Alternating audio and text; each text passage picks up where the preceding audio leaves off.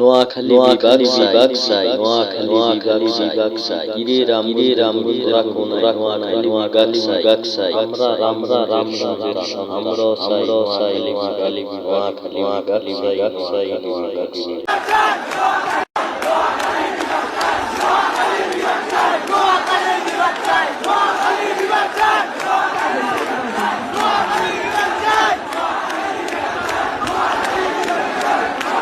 নোয়াখালী বিভাগ চাই সে বিভাগ হওয়ার যোগ্যতা রাখে কি নেই সেখানে? সেখানকার মাটি এত উর্বর, সেখানে ট্যালেন্টেডরা জন্মায়। কি নাই নোয়াখালীতে, কি নাই যেটা এখনো বিভাগ হয়নি?